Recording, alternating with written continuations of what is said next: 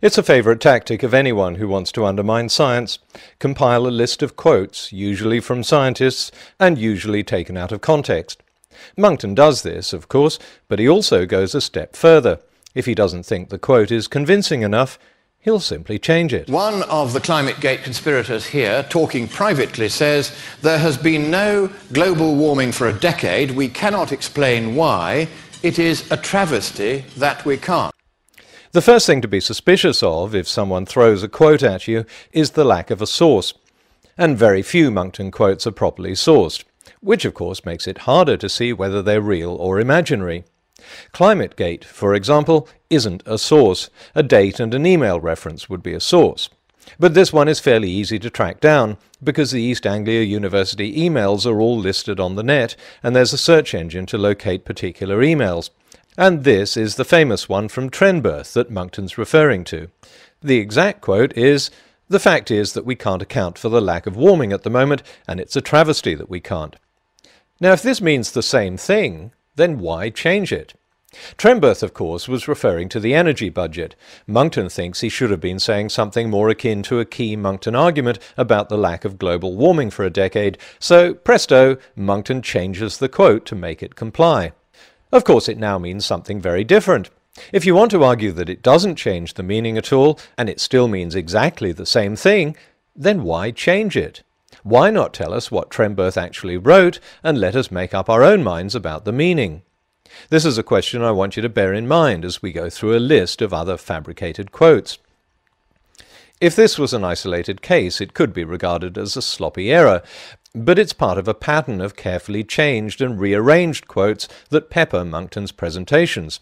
Here's another one. And he said, "The Armageddon scenario that he depicts is not based on any scientific view." This is supposed to be a quote from Justice Burton, the judge who ruled on the use of Al Gore's film, An Inconvenient Truth, in British schools. I was sceptical of this as soon as I heard it, because I was aware of the court case, and this quote just didn't seem to fit the judge's final ruling. So I checked a transcript of the summing up. No surprise, Monckton had changed it.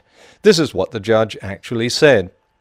"It is common ground that if indeed Greenland melted, it would release this amount of water, but only after and over millennia, so that the Armageddon scenario he predicts, insofar as it suggests that sea level rises of 7 meters might occur in the immediate future, is not in line with the scientific consensus." It's interesting to see what Monckton doesn't like in a quote. Monckton always questions whether there's a consensus on climate change, so he changes "not in line with the scientific consensus" to "not based on any scientific view." Now, in his speech and this slide, Monckton does preface this misquote by pointing out the judge was referring to Gore's claim of a 20-foot sea level rise. But that's not always the case. According to an interview with Climate Depot in 2009, Monckton said the judge was referring to Gore's entire movie, and this has inevitably been copied and pasted all over the internet. Now, I'm no fan of Al Gore's film. I've criticised it myself in an earlier video, and I agree with Monckton that it shouldn't be shown in schools. But I didn't need to misrepresent what the judge said in order to rebut Gore's film. I just needed to state the facts. An appalling admission which was compounded by an admission on the part of the lead author of the subchapter in question that he knew that figure was wrong but had left it in anyway because he knew that the Intergovernmental Panel on Climate Change wanted to influence governments and politicians. So in other words, once again, an admission they were going to lie. Monckton is referring to Dr. Murari Lal, who wrote the report on Himalayan glaciers for the IPCC. The now famous catalogue of errors began when New Scientist interviewed Syed Hasnain, lead author of a 4-year study by the International Commission on Snow and Ice. According to New Scientist, Hasnain's 4-year study indicates that all the glaciers in the central and eastern Himalayas could disappear by 2035 at their present rate of decline. New Scientist is now calling it a speculative comment, but it wasn't reported as a speculative comment, it was reported as the conclusion of a 4-year study. The Worldwide Fund for Nature picked it up, and Lal, incredible as it may sound, got his information from the WWF. In the Mail on Sunday story, David Rose quoted Lal as saying, "We knew the WWF report with the 2035 date was grey literature, which means material not published in a peer-reviewed journal. But it was never picked up by any of the authors in our working group, nor by any of the more than 500 external reviewers, by the governments to which it was sent, or by the final IPCC review editors. Monckton turned Lal's statement that he knew the 2035 figure wasn't peer-reviewed into an admission by Lal that he knew the figure was wrong. But not even the Mail suggested any such thing. Rose had to set the record straight later by saying he didn't accuse Lal of knowingly publishing false information. This is Monckton's pure invention. Now, the first chairman of this Intergovernmental Panel on Climate Change was Sir John Horton. And he said, unless we announce disasters, no one will listen. There, from the chairman of the organisation which is supposed to be giving us unprejudiced science on climate change, is a statement that unless we announce disasters, no one will listen. A statement that we are going to reserve the right to ourselves to exaggerate the science so that we can make people listen to us. Sir John Houghton, whom you see there, the first chairman of the science panel of the IPCC, said, unless we announce disasters, no one will listen. Monckton's most famous quote has an even more interesting history. He cites a book that Houghton wrote on the subject without saying what it was. But the thing about citing a source is that you actually have to have read the source yourself. For example, I don't have a copy of Houghton's book, so I can't claim the quote isn't in there. But I can cite a story in Britain's independent newspaper saying that the Houghton quote was made up. It traced the quote back to a November 2006 column by Piers Ackerman, writing in Australia's Daily Telegraph, and here it is. Ackerman does give the title of the book, Global Warming, The Complete Briefing, published in 1994.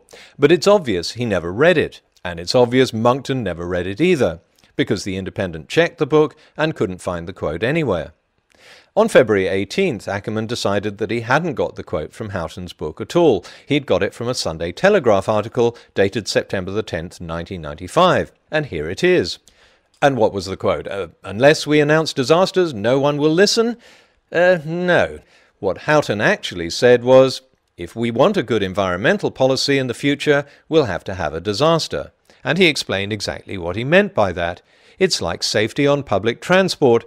The only way humans will act is if there's been an accident. Ackerman explained how that remark came to be slightly paraphrased in the quotation sent to me we shall probably never know. That sort of thing occurs in the blogosphere. Well, duh! Yes, of course it does. That's why all these urban myths you read on the internet can't be trusted. But come on, slightly changed? According to Monckton, the fake Houghton quote means we're going to just make it up so as to scare you until you listen. So if this means the same thing as this, and this means the same thing as this, then quotes aren't really quotes at all. They're just interpretations of what you think someone should have said, and can be changed over and over again. After the Independent story was published, those who had been using the fabricated quote began backtracking, but of course not apologising or accepting responsibility for their sloppy research. My favourite excuse came from Christopher Booker, another UK Telegraph contributor, who said that he was misled by the internet into assuming the quote was genuine.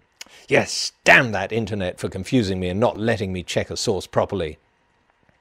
But at least Booker agreed to take the fake quote out of his book in the next edition. Monckton simply kept on using it and didn't change a word. Said, unless we announce disasters, no one will listen. Or words to that effect. It came in a Sunday Telegraph article about a dozen years ago. He now tries to deny that he said anything like this, but in fact he did. No, he didn't. If you now know where this quote came from, and you now accept that it's inaccurate, then you shouldn't keep on using it, however useful it may be in supporting your arguments. You should check the Telegraph story for yourself and tell people what Houghton actually said. In all his previous errors, Monckton at least had the excuse that he's not a scientist and he has no scientific training. So if he misunderstood and misrepresented the papers he was supposedly reading, it comes as no surprise. But here he should know better. Monckton has a diploma in journalism, so he would have learnt that one of the first rules of good journalism is you can't make up quotes, or interpret what someone says, or paraphrase what they say and put quotation marks around it and tell people they said it. Surely that must be obvious even to people with no training in journalism. Apparently not. The most worrying thing about these fabricated quotes is what I discovered in the comments that followed Ackerman's article. Some posters didn't seem to mind at all that they were being fed a fabrication. Pearce's quote is correct. Different words, but the same meaning. Then why change the original? Seems to be an accurate paraphrase to me. But an accurate paraphrase is not the same as a quote, and an inaccurate paraphrase purporting to be a quote is a fabrication. If the words are different but have the same meaning, then why not stick with the words that were actually spoken? The only reason to change the quote, even with a verb tense or a preposition change, is that it does change the meaning. That's why people do it. It's not only downright dishonest and a clear case of fabrication, it's also patronizing. Audiences shouldn't need to have quotes filtered through to them by a process of interpretation and rewording by someone else. You can give your own opinion on a quote, that's fine, or tell people what you think it means, but you can't change it or make it up. We're all capable of hearing a quote uncensored and making up our own minds about what we think it means. This is something Monckton preaches at nearly every presentation. I'm going to take the approach of Fox News. We report, you decide. I will give you a covenant that everything I say to you is independently verifiable. There has been no global warming for a decade. I'm just going to give it to you straight, for the truth alone is worthy of our entire devotion. And he said, the Armageddon scenario that he depicts is not based on any scientific view. What I am striving for here is to reach the truth. The objective of science, of economics, and of politics is nothing less than the truth. An admission on the part of the lead author of the subchapter in question that he knew that figure was wrong. And before we subjugate the truth to mere expediency, convenience, or profit, it is first desirable to discern the truth. Unless we announce disasters, no one will listen. If you get the science wrong and the policy wrong because you didn't start with the truth, then people end up dead. You can check, should you wish to do so, that I am not misleading you or pushing you in any political or scientific or economic or moral direction.